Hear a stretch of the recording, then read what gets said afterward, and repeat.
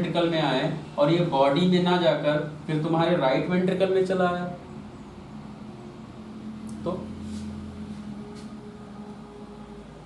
तो ये भी कारण है कि ये बैक्टीरियल डिस्ट्रक्शन से सेप्टल डिस्ट्रक्शन होता है। तो एक तो ये कॉज है इन्फेक्शन, दूसरा कॉज है बहुत सारे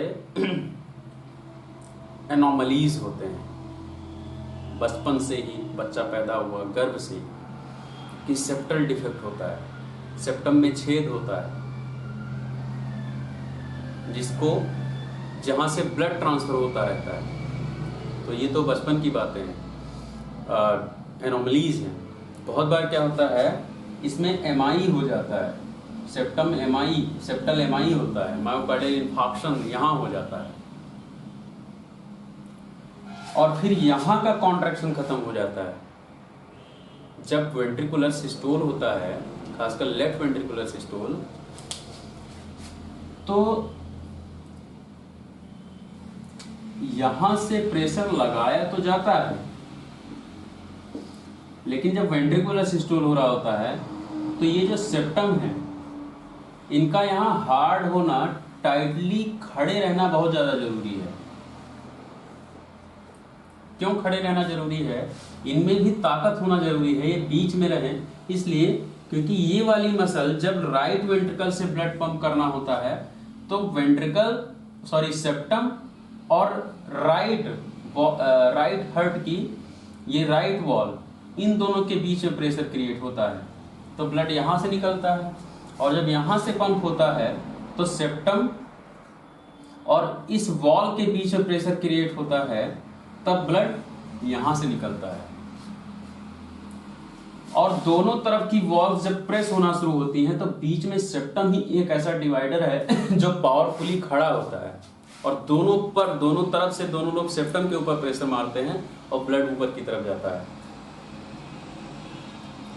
लेकिन अगर सेप्टम में एमआई हो जाए, मायोकार्डियल इन्फार्क्शन हो जाए, यहाँ के सेल ही वीक हो जाए, तो ये जितने स्ट्रांगली पहले बीच में खड़े हो जाते हैं वैसे नहीं खड़े हो पाते हैं, ये इधर उधर पुश होना शुरू हो जाते हैं, ये वीक हो जाते हैं।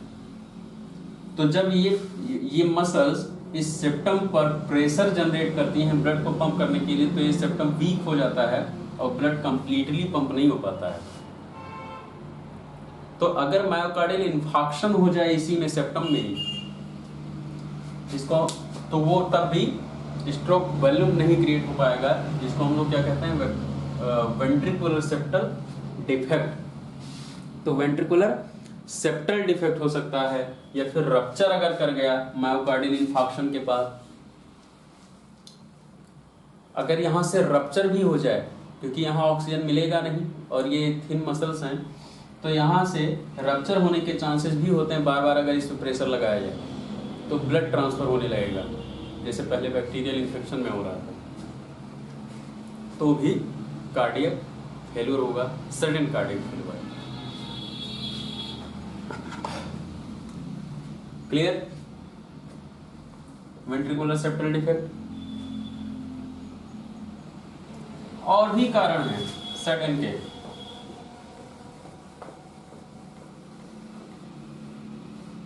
क्या हो जाएगा?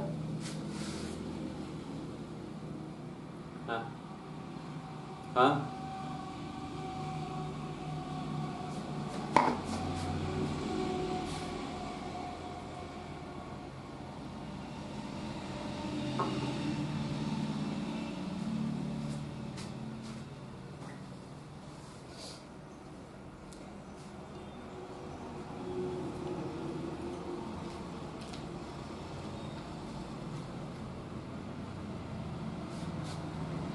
ओके।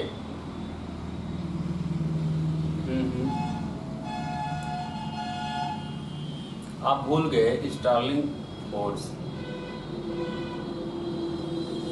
स्टार्लिंग फोर्स कहता है कि जितना बड़ा स्पेस आप बढ़ाते चले जाओगे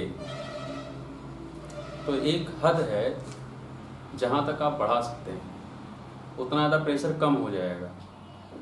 उसमें दो बातें थी, रेडियस, अगर रेडियस बढ़ेगा जब आप दोनों वेंट्रिकल मिला देते हैं, आप डबल रेडियस हो गया।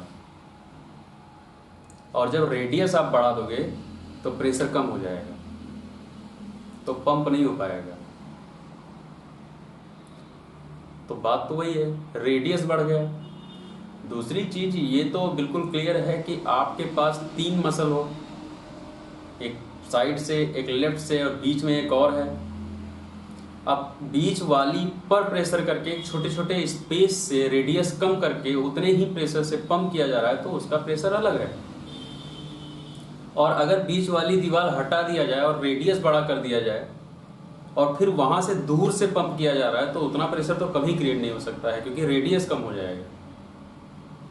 तो स्टार्लिंग फोर्स भी याद रखना है। Ventricular septal defect. और जो नेक्स्ट कॉज है, कौन सा फोर्स मैंने बताया था?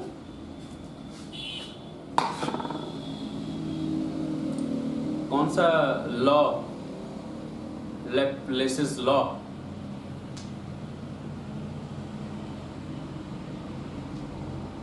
नहीं, जरा फिर से देखो। लैप्लेसिस लॉ और कौन सा लॉ था? रिपीट। स्टार्लिंग है।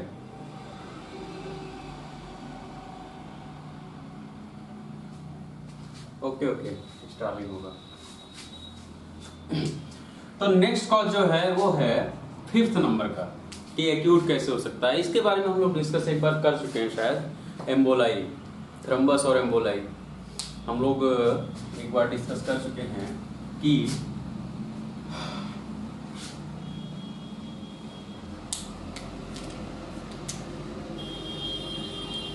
ये जो कार्डिया है इसमें कोरोनरी आर्टेरियल सप्लाई है।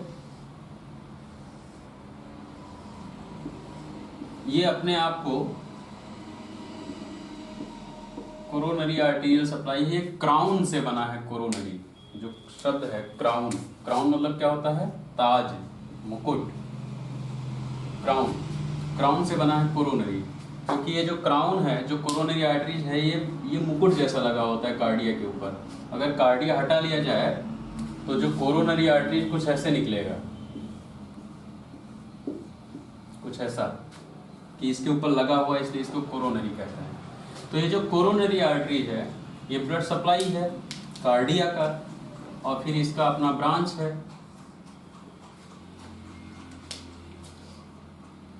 ये हो गया। दूसरा क्या है?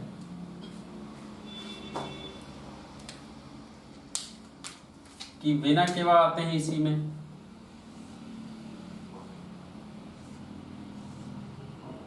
ये वेना केवाज है, और ये इंफीरियर वेना केवा हो गया। ये मान लेते हैं दोनों पैर में है, फीमोरल वेन, और फिर नीचे चली जाएगी।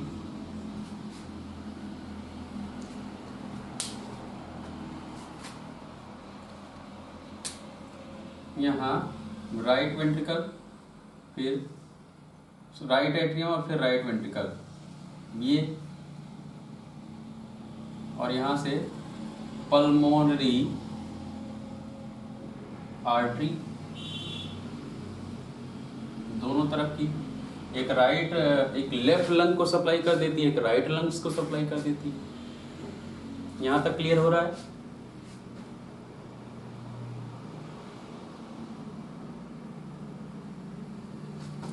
यहाँ तक कुछ क्लियर हो पा रहा है या मुझे और क्लियर करने की जरूरत है?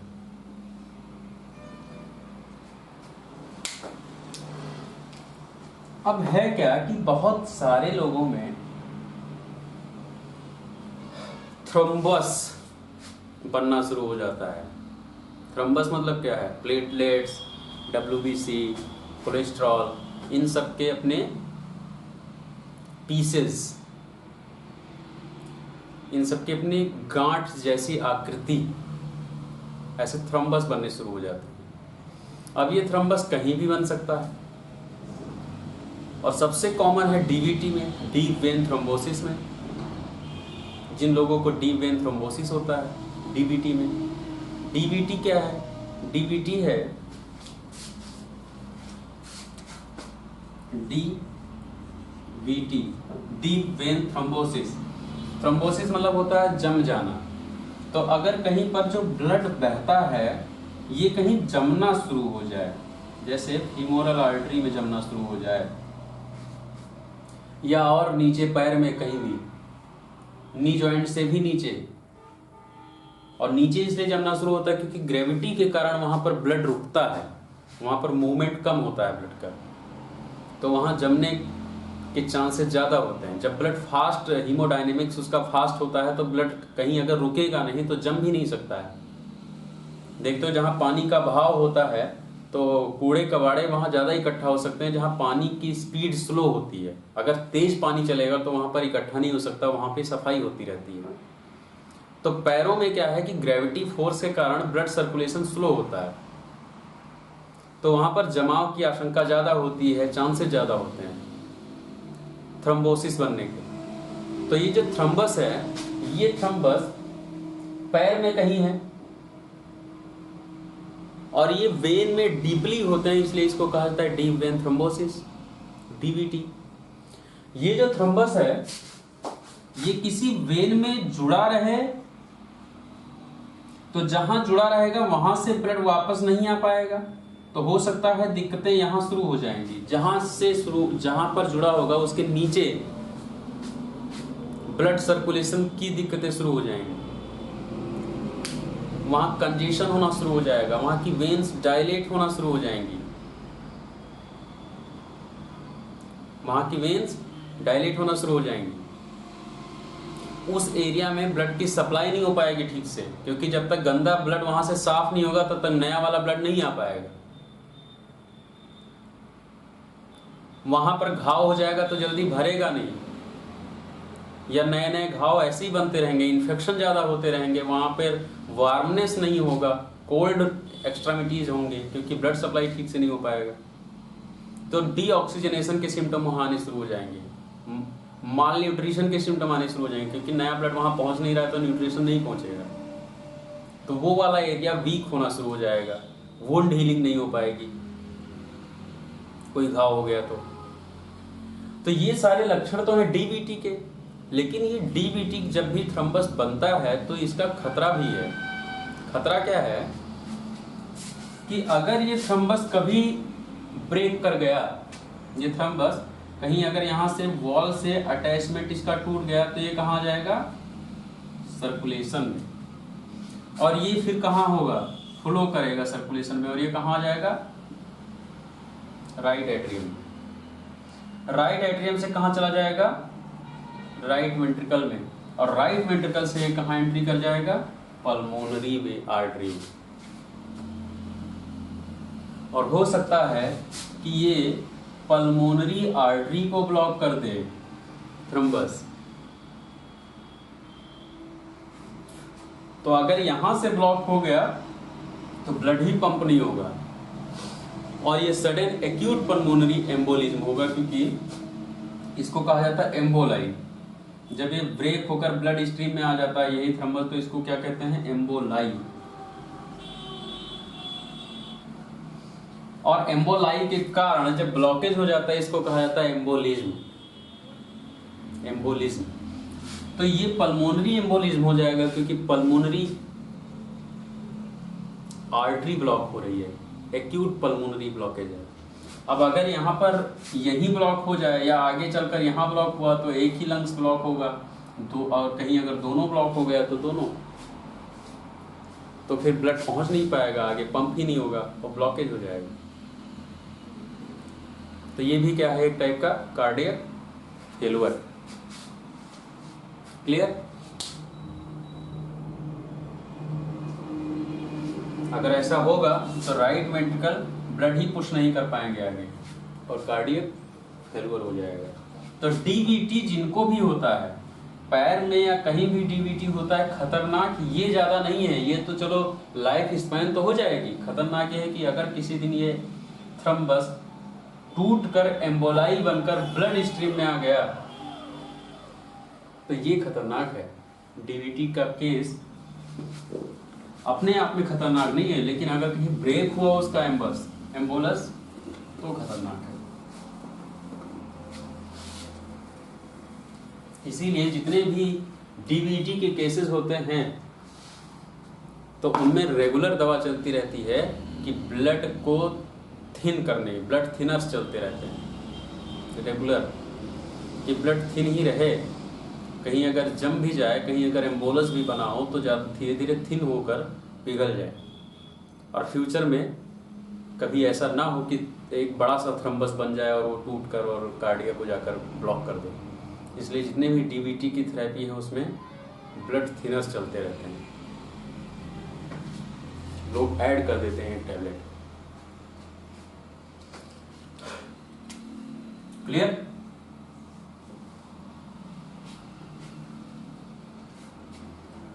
और भी कारण है। कार्डियक टेम्पोनेड, कार्डियक टेम्पोनेड, ये भी कारण है सडन कार्डियक फेल्योर का, सडन कार्डियक फेल्योर के। अब कार्डियक टेम्पोनेड क्या है?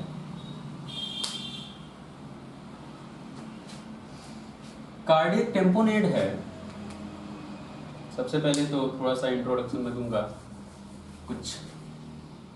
एक तुम लोगों ने पेरिकार्डियम, जैसे हम लोग डिस्कस कर रहे थे, पेरिकार्डियम क्या है? पेरिकार्डियम बाहरी लेयर पार्ट है, और पेरिकार्डियल लेयर भी होता है, और पेरिकार्डियल लेयर के बीच में पेरिकार्डियल फ्लूइड फील्ड होता है। ये सब जानते हो?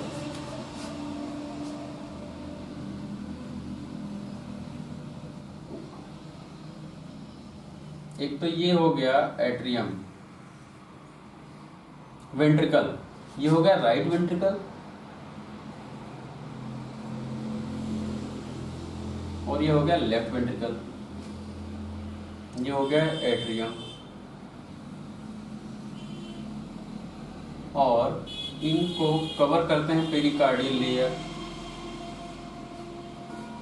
ये हो गए पेरिकार्डियल लेयर, एक inner pericardial layer, inner pericardial layer, inner और आउटर।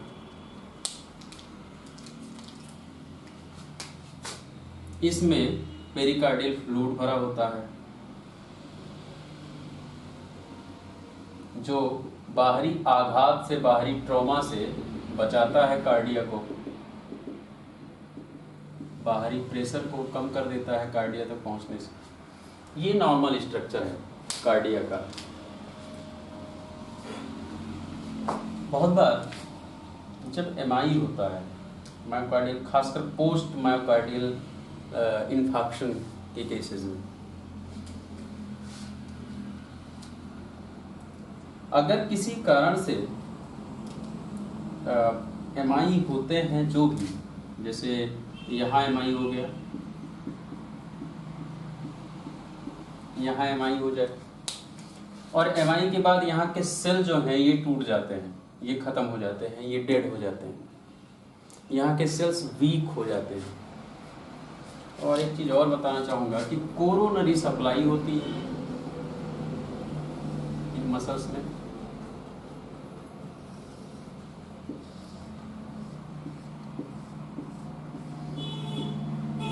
कोरोनरी सप्लाई होती रहती है, ब्लड की सप्लाई होती है कार्डिया में।